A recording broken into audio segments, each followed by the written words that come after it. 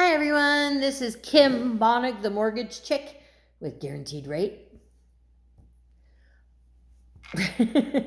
and all my chins. This morning we are going to cover how much can you afford for a mortgage payment. Most of the time it's not how much you can afford, it's what you want to pay in terms of a mortgage payment. So I am going to give you some quick math so you can try to figure it out on your own. Otherwise, if you have any questions, feel free to contact me. But say you take your gross monthly income, which means the money you make prior to taxes, and figure out if it's monthly, if it's bi-weekly, or if it's bi-monthly. If it's monthly, then you have your gross monthly income. Write that one down. If it's bi-weekly, times it by 26, divided by 12. If it is bi-monthly, like the 1st and the 15th or the 16th, take one of your checks, gross, and times it by 2. Then you go into your bills. The only bills you are going to count are the ones that show up on your credit bureau, i.e. car payments, credit cards. And don't take the amount if you pay extra. Good for you. That's fabulous. It's always best to pay extra, but don't count that amount. Count the minimum monthly payment. So if your car payment is $325, but you pay $400 a month, count the $325. And the credit card, minimum monthly payment. If you have any student loans that are not in repayment, those also will have to, depending on what kind of loan you go with. FHA, the government loans, you can do 0.5% of the balance for each loan. Otherwise, if we're going conventional, which is Fannie or Freddie, you would need to do 1% of the balance as a payment. So subtract that. Any unsecured debt, anything else that would show on your credit bureau, Best Buy and cons and unsecured credit lines, that kind of stuff. Make sure you put the monthly payments down. Subtract that from your gross monthly income. So say gross, you make $5,000 a month. Then you would take off everything that's on your credit bureau.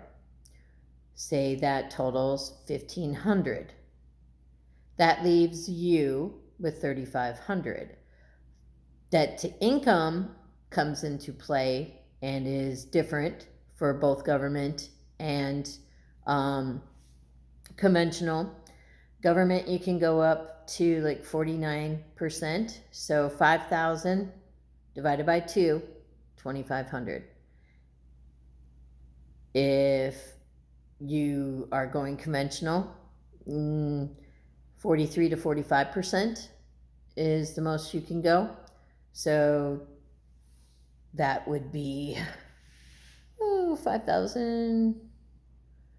That would 525 about that would be about 2,800. So that would leave you 2,200 a month.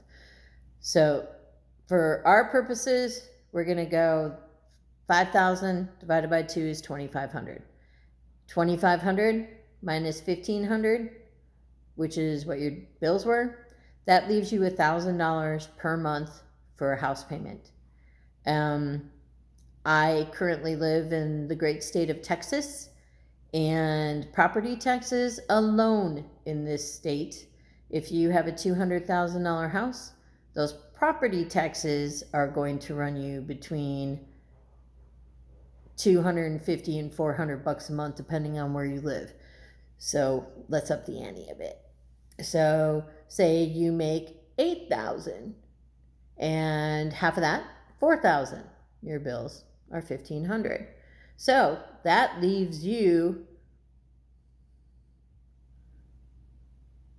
$2,500 for a house payment. Doesn't sound bad, right?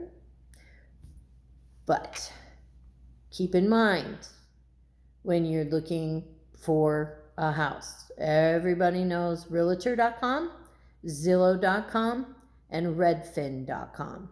Go ahead and look at the houses. If you find one you like in the price range that you want to be in, then scroll down and look at the property history and see what those property taxes are per year. Because a $350,000 house, depending on where you live in San Antonio, Houston, it depends on where you live, can be anywhere, I'm not kidding you, from $400 to $800 a month. A month. Plus insurance, which of course since COVID has gone up, hasn't gone up as much as the property taxes, but it has gone up. And if you are not putting 20% down, then there's mortgage insurance involved also. So that's what I'm here for. I'd be happy to run some numbers for you and go over the math and anything else you'd like to do. Just give me a call. Facebook page, Kim Bonnick, the Mortgage Chick. I think I have a bunch of stuff, Kim Bonnick, the Mortgage Chick. So otherwise, comment in here. You can IM me or you can call me, 210-542-6432. Have a fabulous day.